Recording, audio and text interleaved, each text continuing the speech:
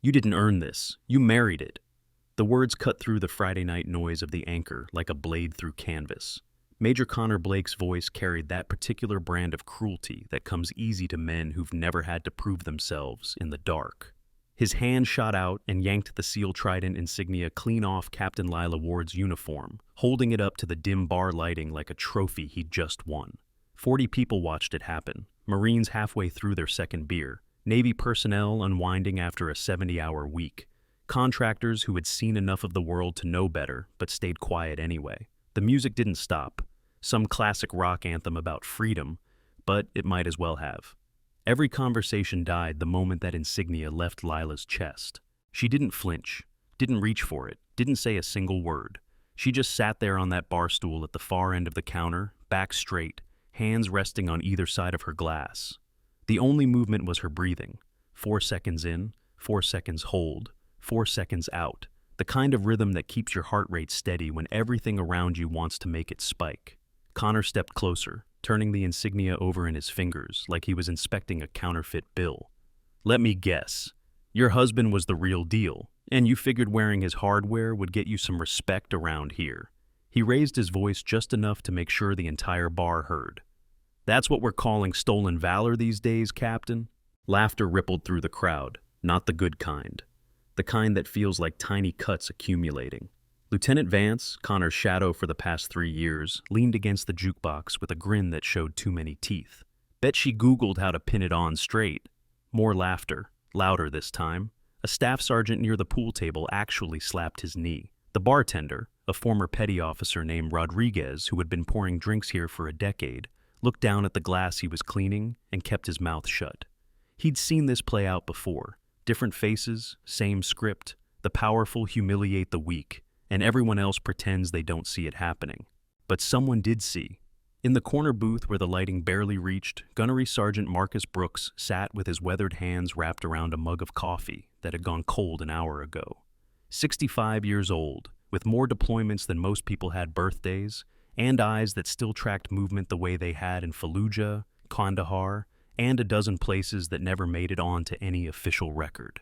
He watched Lila's breathing pattern and felt something old and familiar stir in his memory. That 4-count rhythm wasn't something you learned in a weekend seminar. That was muscle memory. That was training so deep it became reflex. Connor was still talking, enjoying his audience.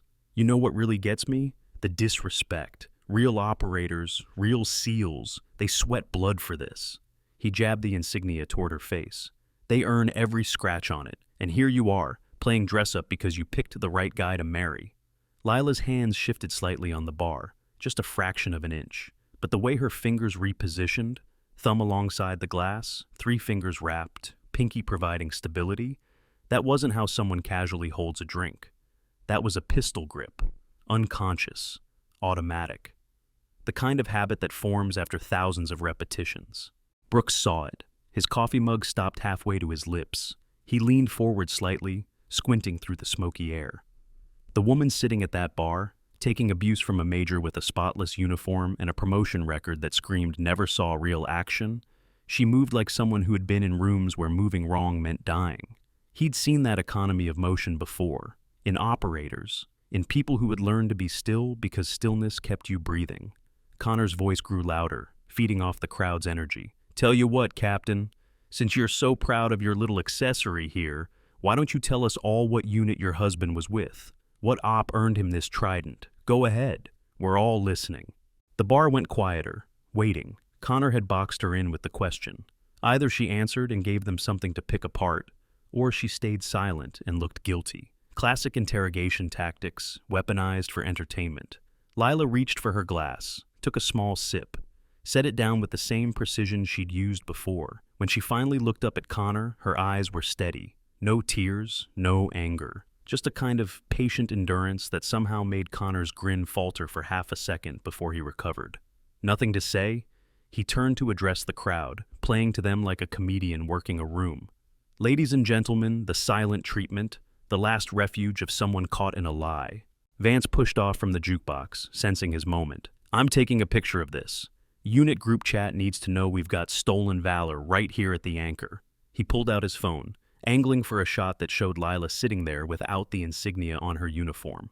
The empty space on her chest where it should have been looked like an accusation. Rodriguez, the bartender, finally found his voice. "Come on, man, that's not necessary." Not necessary? Vance didn't lower his phone. Calling out fakes is always necessary. The flash went off. Lila didn't even turn toward the camera, just kept her eyes on that glass in front of her, breathing in that same measured pattern. 4 in, 4 hold, 4 out. Brooks watched her chest rise and fall with that combat breathing cadence, and a memory surfaced. August heat in a classified briefing room. A call sign he'd heard exactly once before it disappeared into the black. Widow 6. The radio operator who'd taken over a collapsing mission and somehow pulled survivors out of what should have been a complete loss.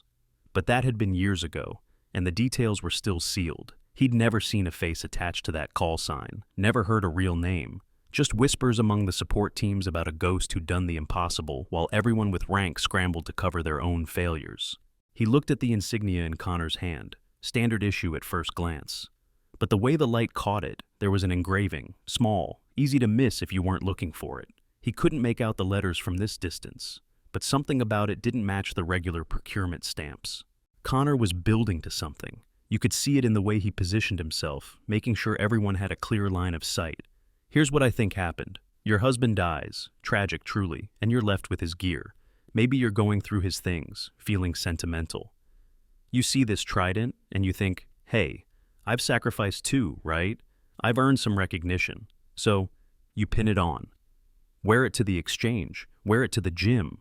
And nobody calls you out because, hey, you're a widow. That's protected status. His voice dropped into something quieter, more dangerous. But walking into a bar full of actual service members, wearing hardware you didn't earn, that's not grief, Kupton. That's fraud. The silence that followed felt heavy enough to crush bone. Even the music seemed distant now, just white noise underneath the weight of 40 people waiting to see what happened next. Lila's right hand moved to her left wrist, fingers finding a small scar hidden just under her sleeve. Old shrapnel wound, by the look of it. The kind you get when you're too close to something that explodes. She traced it once, a unconscious gesture, then brought her hand back to the bar. If you've ever felt invisible for doing the right thing, hit that like button. This story is for you. Connor wasn't finished. He turned the insignia over again, examining it like he was genuinely curious. You know what? I'm going to do you a favor. I'm going to give you a chance to explain yourself. Right here, right now, in front of everyone. He set the trident down on the bar between them, metal against wood making a sound like a gavel. Prove you earned it. Tell us exactly how a logistics officer, let's be real about your MOS, ends up with a sealed trident. Because from where I'm standing, the math doesn't add up. Someone near the dartboard muttered agreement. A few heads nodded. The tide was fully turned now. Even the people who'd felt uncomfortable at the start were getting pulled into Connor's narrative. It was easier that way. Easier to side with the major who sounded so confident, so righteous, than to defend someone who wouldn't even defend herself. Vance had already posted the photo. His phone buzzed with responses. Group chats lighting up. People want to know who she is. Captain Lila Ward, Connor supplied helpfully. Logistics. Been on base for 8 months. Husband was Lieutenant Commander Jason Ward, SEAL Team 3, KIA, August 2019. He said it with the tone of someone reciting a service record, clinical and detached. Decorated operator, real hero, which makes this, he gestured at Lila, even more insulting. Brooks felt his jaw tighten. He'd been around long enough to recognize what he was watching. This wasn't about the insignia. This was about power. Connor needed to humiliate someone tonight, and he'd picked the target he thought couldn't fight back. A widow, a woman, an officer junior in rank. Someone who would take the abuse and leave quietly, giving Connor a story he could retell for weeks. But that breathing pattern, that grip, that scar, the way she sat with perfect situational awareness, back to the wall, eyes on the entrance even while Connor performed his little show. Brooks had seen a lot of people crack under pressure. This woman wasn't cracking, she was enduring. There was a difference. Sergeant Cross, the technical specialist from 2nd Battalion, got up from his table and walked over to take a closer look at the insignia. He picked it up, turning it under the bar lights, frowning. Serial number looks weird. He squinted at the engraving. November Whiskey 6, That's not standard procurement code. Connor seized on it immediately. See? Probably bought it online. They make replicas, sells to wannabes and posers. He looked at Lila. Is that what this is? A replica you picked up from some military surplus site? Cross kept examining it. I don't know, man. The weight feels right. The finish, too. If it's a fake, it's a really good one. Or, Vance chimed in, loving this, maybe it was her husband's, and she just decided she'd wear it herself. Which is still wrong, by the way. You don't get to inherit combat decorations. Rodriguez finally spoke up again, voice tight. Maybe we should drop this. It's Friday night. People are trying to relax. Relax? Connor wheeled on him. There's a woman sitting in this bar, disrespecting every SEAL who ever wore that trident, and you want us to relax? He turned back to the room, addressing everyone now. How many of you know someone who earned their warfare device? Who went through the training, the selection, the deployments? How do you think they'd feel seeing this? It was a manipulation tactic, and it worked. More heads nodded. More voices murmured agreement. The social pressure built like steam in a sealed container. Even people who'd been neutral 5 minutes ago were starting to look at Lila with suspicion, with contempt. The narrative had solidified. She was the villain. Connor was the hero, protecting military honor. Brooks pushed his cold coffee aside and watched Lila's hands. They hadn't trembled once. Not when Connor grabbed the insignia, not during the accusations, not while the entire bar turned against her. Those were steady hands, trained hands. He'd seen surgeons with shakier grips. On the bar in front of her, partially hidden by her glass, was a challenge coin. Brooks hadn't noticed it before, but now that he was looking, he could make out details. The coin was weathered, edges worn smooth from handling, and on the visible face, stamped into the metal, were 2 characters, W and 6. His breath caught. Widow 6, right there in plain sight, and nobody else was paying attention because they were all watching Connor's performance. Brooks leaned back in his booth, mind racing. If she was who he thought she was, if that call sign was real and not just coincidence, then everyone in this bar was about to learn a very expensive lesson about assumptions. But he stayed quiet. Whatever was happening here, it needed to play out. Widow 6, if that's who she really was, had survived situations that turned seasoned operators into casualties. She could handle a bully in a bar, and if she couldn't, if she needed backup, then he'd step in, but not yet. Not while she was still breathing in that measured, controlled pattern that said she was nowhere near her breaking point. Connor picked the insignia back up, holding it out toward Lila like he was offering it back. Last chance, Captain. Explain how you earned this, or admit you're wearing something that doesn't belong to you and walk out of here with whatever dignity you have left.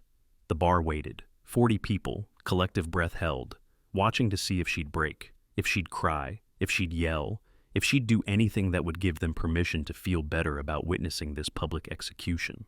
Lila looked at the insignia, then at Connor. Her expression never changed. She reached into her pocket and pulled out a few bills, setting them on the bar for Rodriguez. Enough to cover her drink and a generous tip. Then she slid off the bar stool, movements careful and controlled. She was leaving, walking away, letting Connor have his victory. The crowd's energy shifted. Some people looked disappointed that there hadn't been more drama. Others looked relieved it was ending. Vance laughed, a sharp bark of sound. That's what I thought. Can't back it up, so she runs. Connor held up the insignia. Hey, Captain, don't you want this back? Oh, wait. It was never yours to begin with. He tossed it on the bar where it landed with a metallic clink. Deliberate disrespect. The trident skidded across the polished wood and came to rest near the edge, almost falling off. Lila paused, just for a second.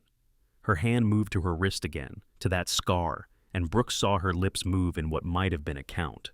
4 in, 4 hold, 4 out. Then she turned toward the door. That's when the outside entrance swung open. The music picked that exact moment to fade between songs, so the sound of the door and the footsteps that followed echoed clear and sharp. The man who walked in wore a navy uniform that made everyone's chest candy look like participation trophies. Ribbons stacked deep, warfare devices that meant something. And on his chest, positioned with perfect regulation precision, was a SEAL trident that looked exactly like the one Connor was holding. He was maybe 48, with iron gray hair cropped close, and eyes that had seen things that aged you faster than time. When he moved, people automatically made space, not because he asked, because presence like that doesn't need to ask. The conversations that had started to pick back up died again. Every service member in the bar recognized that walk, that bearing. That was someone who had been in rooms where decisions got made and people got killed. Commander Ethan Cross, SEAL Team 7. And if you didn't know his name, you didn't know anything about naval special warfare. He scanned the room with the kind of efficiency that comes from clearing hostile spaces, and his eyes landed on Connor, then on the trident in Connor's hand, then on Lila, who had frozen halfway to the door. Ethan walked past everyone else like they were furniture, and stopped directly in front of Connor. "Major?" His voice was quiet. The dangerous kind of quiet that made loud people shut up. "That insignia, let me see it." Connor's bravado flickered. You could see him trying to hold on to it, trying to remember he outranked everyone in this bar except maybe this commander. "Sir, I was just addressing a case of stolen valor. This captain was wearing—" "I didn't ask for a story." Ethan held out his hand. "I asked to see the insignia." Connor placed it in his palm, and suddenly he looked less like a righteous warrior and more like a kid who just realized the teacher saw him cheating. Ethan turned the trident over, examining the engraving that Sergeant Cross had noticed earlier. His expression didn't change, but something in his posture shifted. Recognition. "November Whiskey 6. Ethan said it soft enough that only the people closest could hear, then louder, for the whole bar. "This is a Tier 1 operation designation, not standard issue, not given out for service time or completion of training." He looked up from the insignia to Connor. "This is earned in blood, Major, specifically earned by someone who completed a mission that everyone else failed." The bar's attention shifted so fast you could feel the atmospheric pressure change. Suddenly, Connor wasn't the hero of the story. He was something else, something much less comfortable. Ethan's gaze moved to Lila, who still stood near the door. For a long moment, neither of them spoke. Then the commander did something that made every service member in the room straighten unconsciously. He came to attention, not the lazy, going through motions version. The real thing, spine straight, eyes forward. And when he spoke, his voice carried the weight of a debt acknowledged. "Widow 6, been a long time." Will she walk away in silence, or will the truth finally speak? Drop a comment. What would you do? Brooks shot to his feet like he had been launched. His chair scraped against the floor, loud in the absolute silence that followed Ethan's words. "The ghost op," he breathed, voice rough with shock. "Operation Nightfall. You're the one who—" He couldn't finish the sentence, couldn't put words to something that was still classified, still sealed, still living in the shadows where certain missions go to die quietly. But everyone heard the recognition in his voice. Everyone saw the way his hand trembled when he raised it to his chest, almost like a salute but stopping short because they weren't in that kind of setting. Everyone watched a 65-year-old gunny with 3 wars on his service record look at the quiet captain near the door like he'd just seen a miracle walk into the anchor wearing a logistics officer's uniform. Vance's phone was still in his hand, but he had forgotten about it. Cross had gone pale, the insignia's serial number suddenly meaning something completely different than stolen valor. Rodriguez gripped the edge of the bar, knuckles white, and Connor looked like a man who'd just realized he'd stepped on a landmine and was waiting for the pressure trigger to release. Ethan glanced at Brooks, gave him a fractional nod, then turned his attention back to Lila. "They told me you'd stayed quiet, that you'd never talk about it. Something that might have been respect or might have been regret crossed his face. I didn't know you'd take it this far." Lila still hadn't said a word. She stood there, one hand resting against the doorframe, the other still touching that scar on her wrist. The combat breathing had stopped. Now she just looked tired, like she'd been carrying something heavy for a very long time, and someone had finally offered to help hold it. Ethan reached into his pocket and pulled out a tablet, military grade, encrypted, the kind that required biometric authentication just to wake up the screen. He pressed his thumb to the sensor, held it up to scan his retina. The device chirped and files appeared, all of them marked with classification headers that made everything in the room, every insignia, every ribbon, every rank, look like children's toys. "Operation Nightfall," Ethan said, projecting now so everyone could hear. "August 14th, 2019, 0300 hours. Hostage rescue in an unspecified location." He looked around the room, making eye contact with each person who'd laughed at Lila. 3 SEAL operators, 1 tactical coordinator, 1 objective, extract 4 civilian contractors before enemy forces executed them at dawn. Connor's face had gone from pale to gray. He opened his mouth, but nothing came out. Ethan continued, voice level and merciless. At 0325, the tactical coordinator ordered premature extraction, said the risk was too high, said we should abort and come back with more support. He tapped the tablet screen. That coordinator was Major Connor Blake. His voice is on record ordering the team to pull out. The room felt like all the oxygen had been sucked out through a single pinhole. People were staring at Connor now, with the kind of horror usually reserved for car accidents and natural disasters. The man who had spent the last 30 minutes playing moral authority had just been revealed as something much worse. Lieutenant Commander Jason Ward, Ethan went on, and Lila's hand tightened on the doorframe, refused the order, told his team they weren't leaving without those contractors. At 0332, Ward was hit securing the perimeter. Fatal wound, died within minutes. He looked straight at Lila. His wife, then Lieutenant Lila Ward, logistics coordination, was in the support vehicle half a click away. She heard everything on comms, heard her husband die, heard the rest of the team start to fall back because they'd lost their leader. Brooks made a sound like he'd been punched. Several other people in the bar were shaking their heads, either in disbelief or because they already knew how this story ended and couldn't believe they'd spent the last half hour mocking the person who had lived it. Ethan's finger moved across the tablet screen. At 0342, a new voice came over tactical frequency. Call sign Widow 6. She ordered the team to hold position. Told them she was coming in. He paused, letting the weight of that sink in. No combat training, no clearance for direct action. Just a logistics officer who had lost her husband 10 minutes earlier and decided the mission wasn't over. He turned the tablet around so the screen faced the room. Video footage appeared. Grainy, greenish from night vision, helmet cam perspective that shook with each step. The date stamp in the corner read August 14th, 2019. Somewhere, 19, and the time code was ticking through 0345 hours. The footage showed tactical movement through dark corridors. Weapon up, muzzle tracking corners with the kind of precision that comes from thousands of hours of training.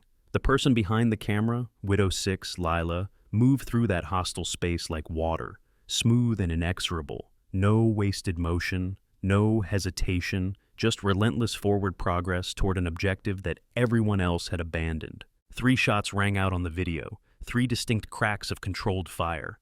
The camera angle dipped, panned, showed 3 hostile targets down. Then the perspective shifted to show 4 contractors, bound and hooded, alive. The tactical timestamp read 0358, 12 minutes from Widow to mission success. Ethan stopped the video before it showed the extraction. Classified operational details, even now, but he'd shown enough, more than enough. He looked at Connor, and his voice dropped into something colder than the water off Point Loma in January. You ordered a retreat to save yourself, Major. Widow 6 completed the mission you abandoned. She brought those 4 contractors home alive, and she did it alone. 10 minutes after watching her husband bleed out over comms, using tactics she'd learned by watching her SEAL husband train, with borrowed gear and a weapon she'd never fired in combat before that night. Connor tried to speak. His mouth worked, but no sound came. Vance had backed away from him like cowardice was contagious. Sergeant Cross was staring at the tablet screen, his face stricken. Rodriguez had tears in his eyes. Ethan walked over to where the SEAL trident lay on the bar. He picked it up with the kind of reverence people usually reserve for religious artifacts. This insignia, he said, was given to Lieutenant Lila Ward by the commander of Naval Special Warfare Group 1. Not officially. Couldn't be. The mission was classified and she wasn't a SEAL. But everyone who mattered knew what she'd done. Knew she'd earned it in ways most operators never have to. He carried it over to Lila and held it out. It wasn't her husband's, Major Blake. It was hers. Given for valor that you, he glanced back at Connor, wouldn't recognize if it burned your name into the hull of your career. Lila took the insignia. Her fingers closed around it, and for the first time since Connor had grabbed it off her chest, her expression changed. Not much, just a slight softening around her eyes, like a weight had shifted from unbearable to merely heavy. The bar was silent. 40 people who'd laughed and mocked and judged were now 40 people who couldn't look her in the eye. Shame hung in the air thick enough to choke on. Some of them had the decency to look at their drinks. Others just stared at nothing, processing the fact that they'd spent half an hour participating in the public humiliation of someone who'd done more in 12 minutes than most of them would do in their entire careers. Brooks walked over, his steps unsteady. When he reached Lila, he did what Ethan couldn't do in a bar. He saluted. Full, proper, parade ground perfect. "Ma'am," he said, voice breaking. "It's an honor." Lila returned the salute, still hadn't spoken, still hadn't defended herself with words when words would have stopped all of this before it started. She'd let them judge, let them mock, let them prove exactly who they were when they thought there were no consequences. Ethan turned back to Connor, and the commander's face was carved from stone. "You've got until Monday morning to request transfer off this base, Major, because if you are still here when I file my report with the Inspector General, you won't be leaving under your own power." That order to retreat, the one that got Lieutenant Commander Ward killed, we're going to review it. Every second, every word, every decision you made to save yourself while better men died. Connor's mouth opened and closed like a fish drowning in air. Finally, he managed, "It was protocol, standard risk assessment. You were trying to protect your career." Ethan's words landed like stones in deep water. "Final. Now you get to live with the fact that a logistics officer had more courage in her worst moment than you've had in your entire service record." Someone near the back of the bar started clapping, slow at first, then Rodriguez joined in, then Brooks, then more people, until the whole room was applauding, the sound building like thunder, not for show, not performative. This was the kind of applause that comes from relief and shame mixing together, relief that justice was finally speaking, shame that it had taken this long. But Lila didn't acknowledge it. She just pinned the insignia back on her uniform, fingers steady, positioning it exactly where it belonged. Then she looked at Ethan and gave him a nod so small most people missed it. A nod that said, "Thank you and also goodbye, I'm done here." She walked to the door. This time, nobody tried to stop her. Nobody took pictures. Nobody said a word. They just watched her leave, a captain in a logistics officer's uniform, wearing a SEAL trident she'd earned in blood and darkness, while the men who should have protected her called her a fraud. The door closed behind her, and the applause died. What replaced it was worse than silence. It was the sound of 40 people realizing they'd failed a test they hadn't known they were taking, failed it badly, failed it in ways that would stick to their consciences like burn scars. Ethan looked around the room, tablet still in his hand. Widow 6 never broke her silence because the mission is still classified. She took your insults and your accusations because she'd rather be called a liar than break operational security. That's integrity. He glanced at the door where Lila had exited. Something you might want to remember next time you think you know someone's story based on how they look or what rank they wear. He turned to leave, then paused. One more thing. Operation Nightfall wasn't the only mission with loose ends. Widow 6 didn't disappear into logistics because she wanted to. She did it because someone had to keep watching, keep waiting. He tapped to the tablet. Still watching, still waiting. And the people who think they got away with abandoning their duty, they're on borrowed time. Then he walked out, leaving behind a bar full of people who'd learned exactly how much damage assumptions could do, and how little courage it took to tear someone down compared to the courage it took to let them. Connor stood in the center of the room, alone in a crowd, with nowhere to hide, and 4 days until his entire career imploded. Vance was already deleting the photo from the group chat, but screenshots lived forever. Cross was staring at his hands like they'd betrayed him. Rodriguez was pouring drinks people weren't ordering, just to have something to do with the guilt. And outside, in the parking lot under base lights that turned everything yellow-gray, Captain Lila Ward stood next to her vehicle, one hand on the door handle, the other touching the insignia on her chest. November Whiskey 6. Earned in blood. Worn in silence. Protected at the cost of her reputation, because some things, some missions, some truths were more important than being believed. She got in her car and drove away into the October night, leaving behind a bar full of people who'd spend the rest of their lives remembering the night they mocked a hero and called it justice. But Lila didn't get in the car. Her hand rested on the door handle, and through the window she could see her reflection in the glass. The insignia caught the parking lot lights, throwing back a small point of brightness. Behind her, the anchor's door opened again, and Ethan's voice carried across the asphalt. "Captain Ward, we're not finished." She turned. The commander stood in the doorway, backlit by the yellow interior lights, tablet still in his hand. His expression was unreadable in the shadows, but his posture said this wasn't a request. This was operational necessity.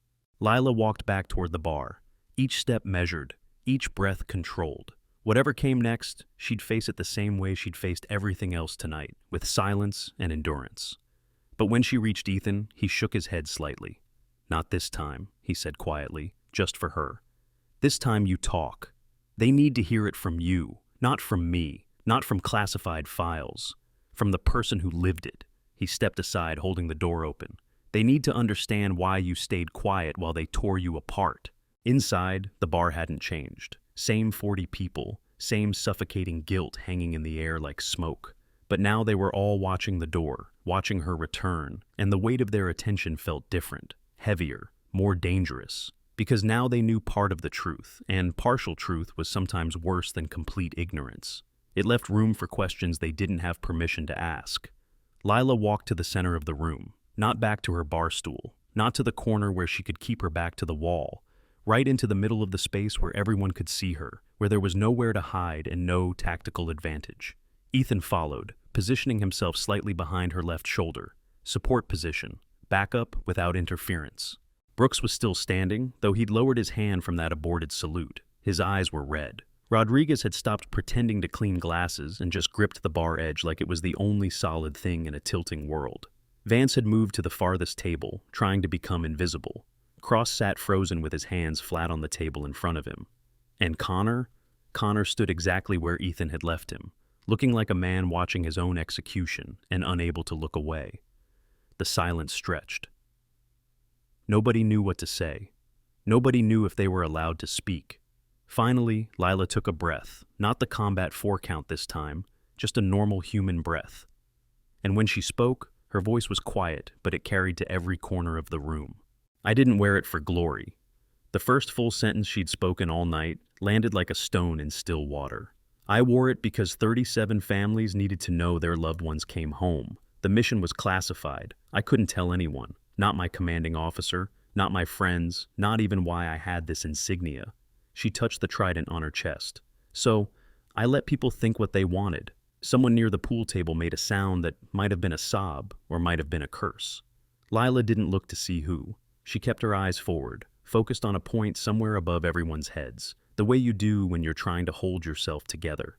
August 14th, 2019. I was in a support vehicle half a mile from a hostage situation. My job was logistics coordination. Make sure the team had what they needed. Monitor communications. That's it.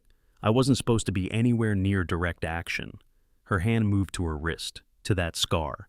My husband led the team going in. 3 SEALs total. The tactical coordinator, she didn't look at Connor, didn't need to, was positioned at a safe distance, monitoring from surveillance feeds. Ethan pulled up another file on his tablet, but didn't show it yet, just held it ready. Lila continued. At 0325, the coordinator ordered withdrawal, said the risk assessment had changed, said they needed to abort and regroup. Her voice stayed level, but something underneath it, something cold and final, made the temperature in the room drop.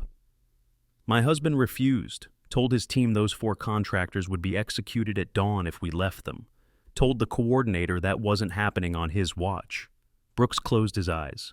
He'd been in enough operations to know exactly how this played out, how the chain of command could be a lifeline or a noose depending on who was holding the other end.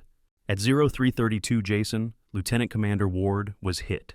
Gunfire, center mass. I heard it happen over comms, heard him call it in, heard him tell his team to complete the mission without him. She paused, and for the first time a crack appeared in that controlled facade, just for a second, just long enough for everyone to see the person underneath the silence. He died at 0334, bled out in 45 seconds while the rest of his team tried to hold position without their leader. Vance had his head in his hands. Cross was crying openly now, not even trying to hide it. Rodriguez had given up on standing and just sat down behind the bar, back against the cooler, staring at nothing. Lila's hand dropped from her wrist. The coordinator repeated his order to withdraw, told the remaining operators to leave the contractors and extract immediately. They started to fall back. Protocol, right? Follow the chain of command. Trust the person with the bigger picture. She looked at Connor for the first time. and her gaze was like looking into the dark water off a carrier deck at midnight, deep and cold and absolutely unforgiving. But I had the communications array, I had the surveillance feeds he was watching, and I could see what he couldn't or wouldn't. The hostile forces were repositioning. If our team extracted right then, they'd walk into an ambush on the way out. The only safe route was forward, through the objective, complete the mission, and use the cleared path. Ethan tapped his tablet. Show them. Lila shook her head. They've seen enough classified. Show them why you took command. His voice was gentle but implacable. They need to understand it wasn't just grief. It was tactical necessity. She was quiet for a long moment, then nodded once. Ethan turned the tablet around. On the screen was a tactical overlay, satellite or drone feed showing a bird's eye view of the operation area. Little icons represented the SEAL team, the contractors, the hostile forces. Timestamp rolling through 0335. Here, Lila stepped closer to the tablet, pointing at the screen. Her voice shifted into briefing mode, clinical and precise. Hostile forces in red, our team in blue, falling back per the coordinator's order. And here, she traced a line on the screen, is the route they would have taken. See these three positions? Red icons clustered along the path. Ambush setup, professional, coordinated. If our team had extracted along that route, none of them would have made it back. The bar watched the tactical display like it was a horror movie, where everyone already knew the ending. The blue icons moved backward, toward the trap, while the red icons held position, waiting. So, at 0342, I broke protocol, grabbed the tactical radio, told the team to hold position, told them I was coming in. She said it matter-of-factly, like she was describing a supply run and not the moment she'd decided to walk into a combat zone with no training and no authorization. I had a rifle in the support vehicle, standard issue, nothing special. I'd fired it on the range maybe 20 times. Jason used to make me go through tactical drills in our garage, said I should know the basics just in case. I thought he was being paranoid. A sound that wasn't quite a laugh escaped her. Turns out he was being practical. Brooks spoke for the first time since she'd come back in, voice rough. You had no combat training, no clearance for direct action. How did you... I watched. Lila cut him off, not unkindly. Watched every training video Jason brought home. Watched him run drills with his team. Listened to him talk through tactics over dinner. Absorbed it the way you absorb a language when you're surrounded by it every day. She looked at the tablet screen, at the moment frozen in time. And I just lost my husband because someone decided his career was more important than 4 lives. I wasn't going to let that count for nothing. Ethan pulled up the helmet cam footage again. This time he let it run longer. The bar watched Lila, no, Widow 6, move through that hostile environment with stolen competence. Every corner checked, every angle cleared. The rifle came up smooth when it needed to, and 3 shots meant 3 targets eliminated. No wasted ammunition, no panic fire, just surgical application of force to solve a problem. The timestamp showed the full operation. 12 minutes from the moment she entered to the moment she reached the contractors. Then another 8 minutes getting them out through the route she'd identified, the one that avoided the ambush, the one that saved 6 lives including her own. When the video ended, nobody spoke. They'd already seen some of it, but watching the full sequence, understanding that this wasn't a professional operator, wasn't someone with years of training and dozens of missions, wasn't anyone who was supposed to be capable of this, it hit different.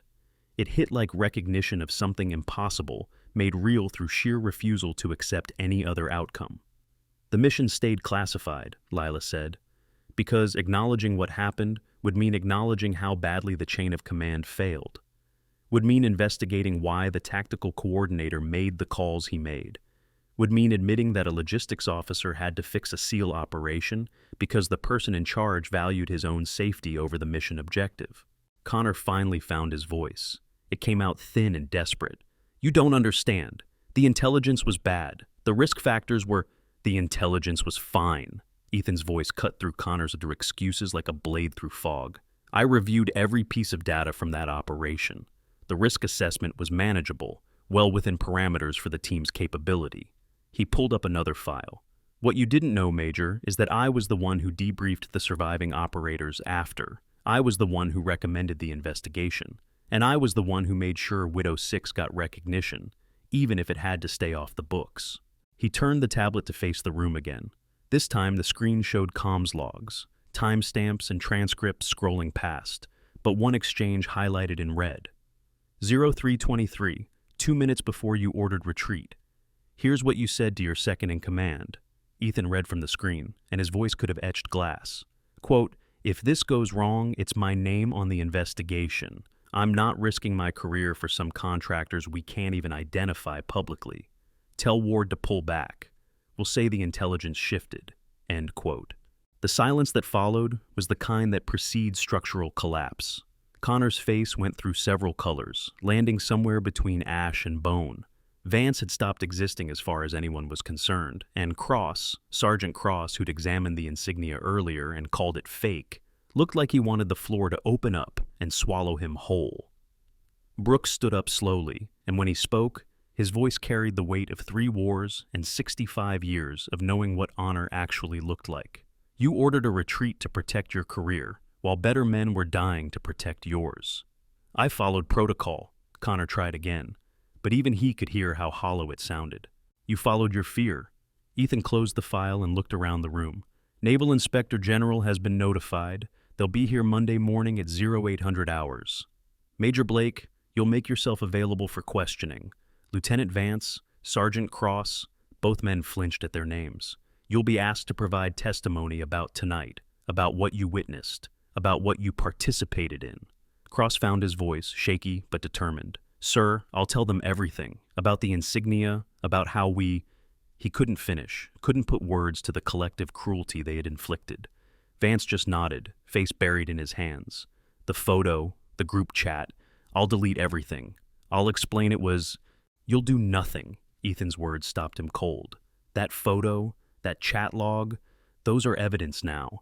Evidence of how service members respond when they think someone's vulnerable, when they think there are no consequences.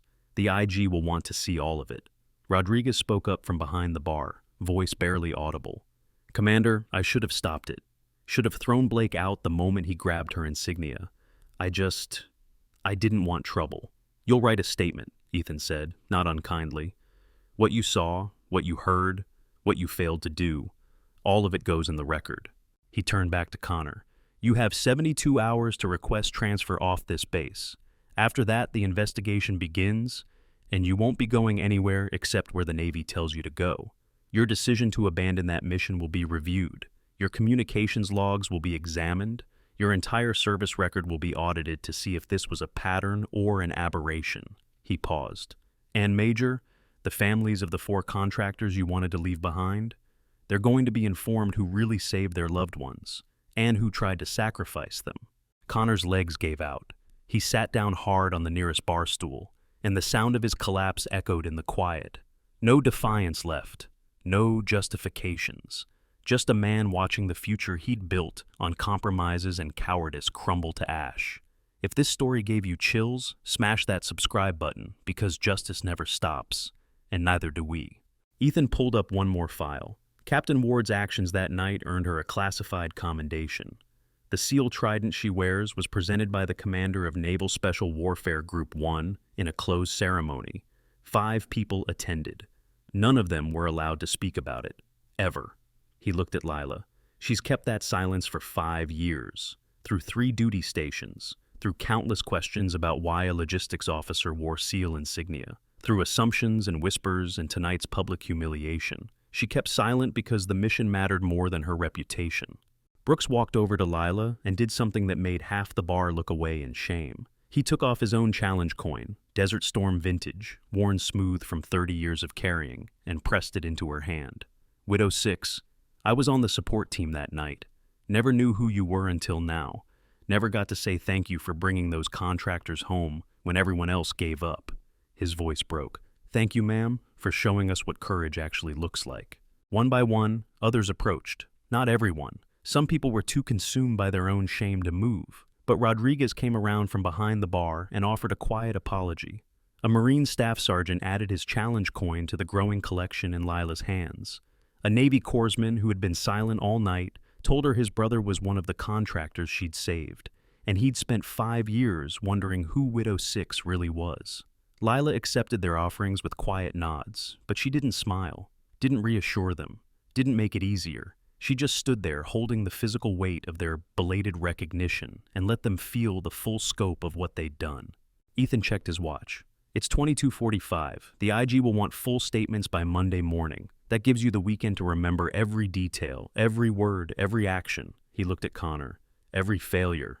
Then he addressed the entire bar. What happened here tonight doesn't stay here. This isn't Vegas. This isn't a mistake you can buy your way out of with rounds of drinks and apologies. This is a teaching moment for every unit on this base, for every service member who thinks they know someone's story based on appearance or rank or gender. His gaze swept the room. Captain Ward is being reassigned to a training position. She'll be teaching operational security and tactical decision-making to officer candidates. And she'll be using this night, this exact situation, as a case study in what happens when assumptions replace judgment. The implications settled over the crowd like a weighted blanket. Their faces would be in that case study, their choices, their cruelty, immortalized as an example of exactly how not to treat a fellow service member. Vance made a sound like he'd been struck. Cross put his head down on the table. Connor just stared at his hands, watching his career and reputation dissolve in real time.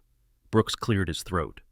Captain, if you need anything at all, I'm at extension 7732, call any time. Others echoed the sentiment. Phone numbers offered, email addresses, promises to testify, promises to do better. The usual flurry of belated support that comes when people realize they've been on the wrong side of history. Lila pocketed the challenge coins and looked at Ethan. A whole conversation happened in that glance. Permission asked and granted, she turned to face the bar one last time. I don't want your apologies, she said quietly. I want you to remember this feeling, this shame, this recognition of how badly you failed. And I want you to carry it forward. Next time you see someone being harassed, being doubted, being torn down, remember you were part of that tonight, and choose differently. She headed for the door again. This time, Ethan walked with her, but before they reached the exit, he stopped and turned back to the room. One more thing. The contractors Captain Ward saved, one was a CIA case officer coordinating intelligence from embedded assets. His extraction prevented the collapse of an entire network. Another was a translator who'd identified a high-value target. The other two were communications specialists maintaining link between 3 different agencies. He let that information sink in. Widow 6 didn't just save 4 people. She saved operations that are still running, still protecting American interests, still classified. He paused, and Major Blake's order to retreat would have destroyed all of it. Connor's face went beyond pale into something that it looked like physical illness. The magnitude of what he'd almost caused, what he'd tried to cause, was hitting him in waves. Not just 4 deaths, not just one failed mission, but cascading intelligence failures that could have cost lives and operations across multiple theaters. Ethan continued. The reason Captain Ward's actions stayed classified isn't just operational security. It's because revealing what she did would require revealing what you failed to do, Major. The Navy chose to protect its reputation at the cost of her recognition. She agreed to that bargain because she understood that some secrets keep people alive. He glanced at Lila. But secrets have a shelf life, and tonight, yours expired. He opened the door, and October night air rushed in, cool and clean after the suffocating atmosphere inside. Lila walked out without looking back. Ethan followed, but paused in the doorway one last time. Captain Ward will receive a formal apology from this command by Monday afternoon. It will be in writing, it will be specific, and it will be added to her service record alongside a commendation for maintaining operational security under extreme duress. His eyes found Connor. You should start writing your resignation letter, Major, because after Monday, you won't have the authority to sign it.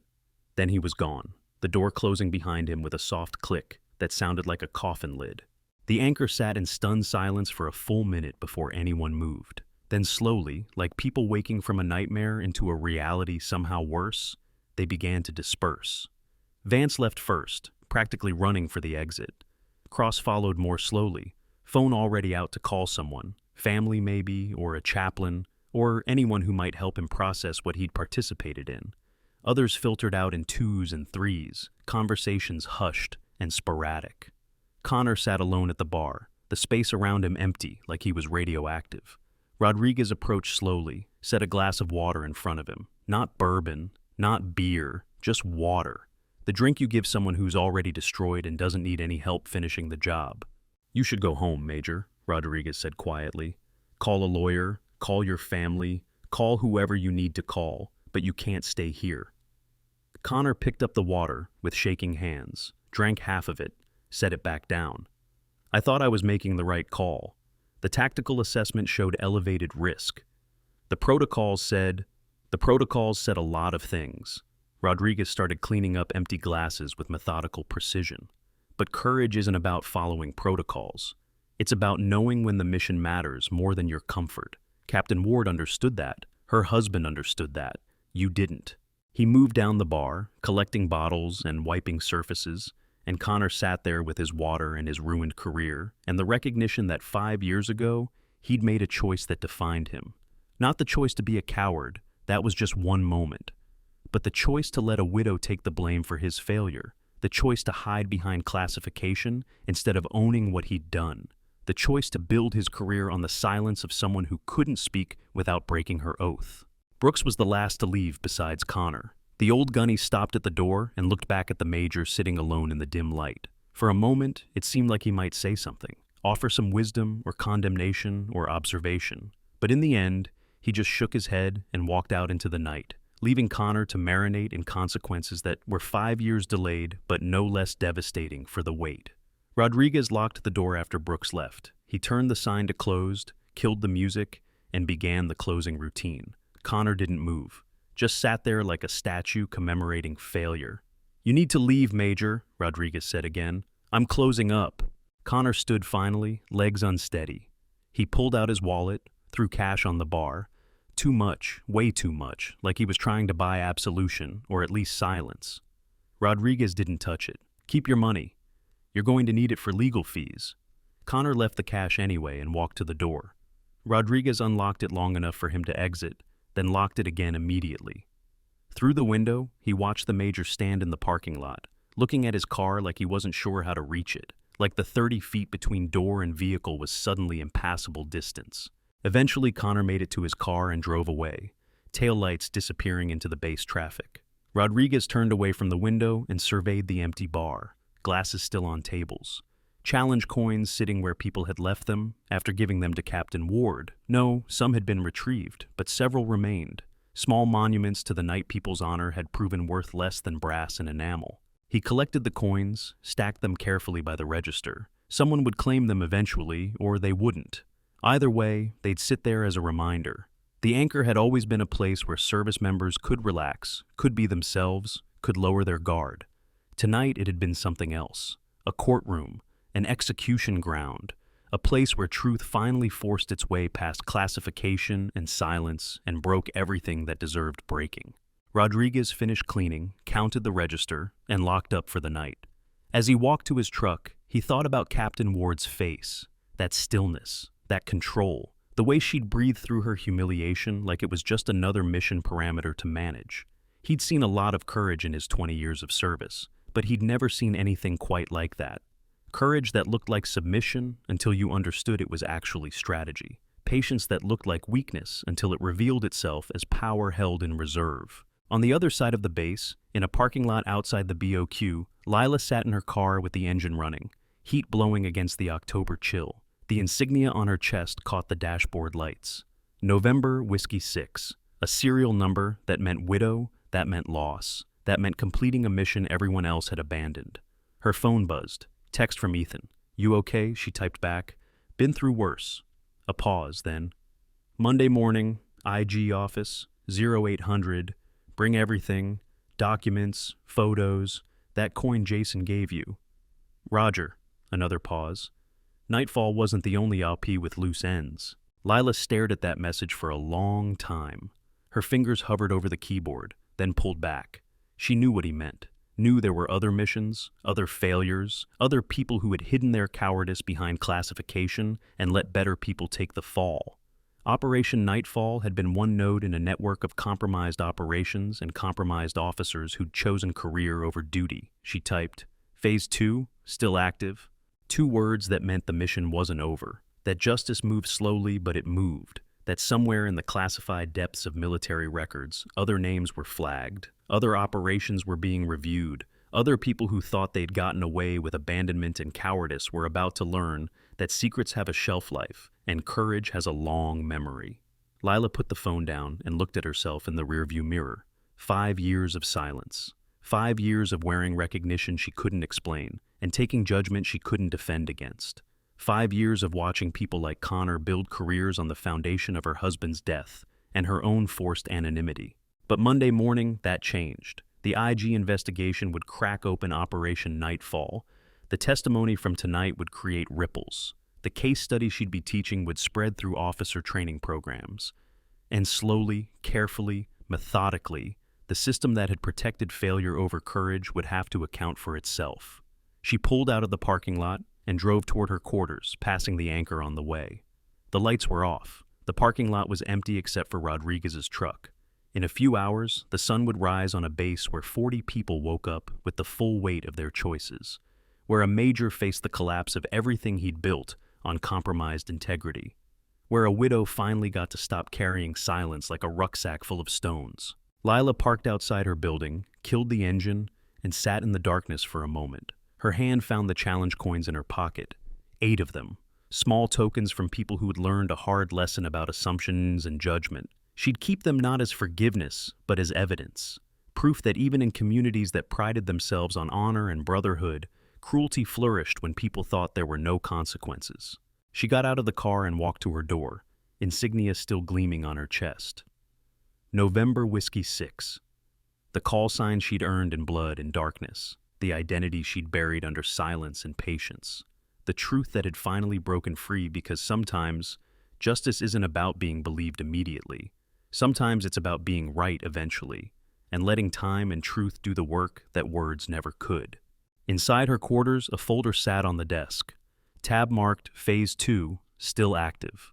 3 names highlighted, 3 operations that mirrored Nightfall, 3 officers who had made similar choices and hidden behind similar classifications. The IG investigation, starting Monday, would be thorough. It would ask questions. It would pull threads. And those threads would lead to other operations, other failures, other people who thought their secrets were safe, because everyone with direct knowledge was either dead or silenced. But Widow 6 wasn't dead, and she was done with silence. Lila opened the folder and began reviewing the files, preparing testimony that would do more than vindicate her. It would vindicate everyone who had ever completed a mission that protocol said to abandon, everyone who had chosen courage over career, everyone who'd worn recognition they couldn't explain because the truth was worth more than being believed. Justice isn't loud, she thought. It's patient, and it never forgets. Monday morning would come, the IG would arrive, the investigation would begin. And the people who had spent 5 years sleeping soundly on compromised integrity would wake up to discover that time doesn't erase truth.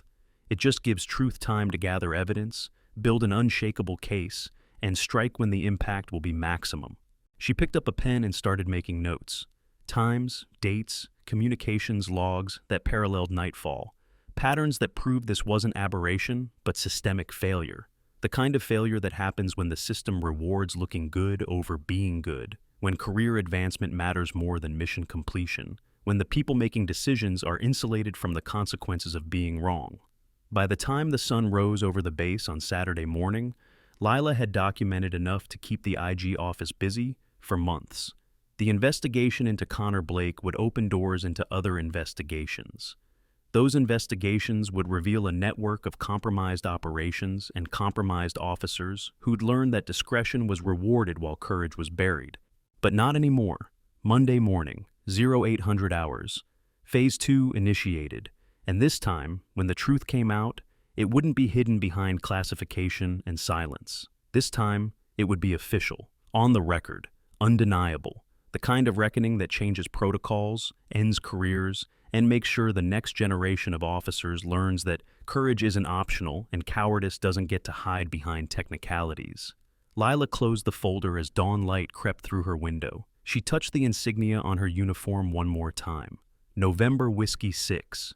Not her husband's legacy, hers, earned in 12 minutes of darkness and 5 years of patient silence, worn through humiliation and doubt, and the slow grinding weight of being right but not believed. Monday, that changed. Monday, the system acknowledged what individuals had known all along. That courage looks like a lot of things, but sometimes it looks like standing still while the world judges you, breathing in that four-count rhythm, and waiting for truth to catch up with time. The anchor would open again Monday night. Rodriguez would pour drinks and clean glasses and remember the Friday that taught him what he'd been missing all along. Brooks would come in, sit in his corner booth, and drink coffee that went cold while he thought about all the times he'd seen something wrong and stayed quiet. Cross would probably never come back, carrying shame that would take years to process. Vance might try to pretend it never happened, but the group chat screenshots would follow him. And Connor wouldn't be anywhere near the base by Monday night. But Captain Lila Ward, Widow 6, the woman who completed a mission everyone else abandoned and wore the recognition in silence for 5 years, would be preparing to teach the next generation what real courage looks like. Not the Hollywood version, not the loud, obvious, easy-to-recognize version, but the kind that endures when endurance is all you have left. The kind that stays silent, because mission matters more than vindication. The kind that trusts justice will arrive eventually, even if eventually takes 5 years and a Friday night in a base bar.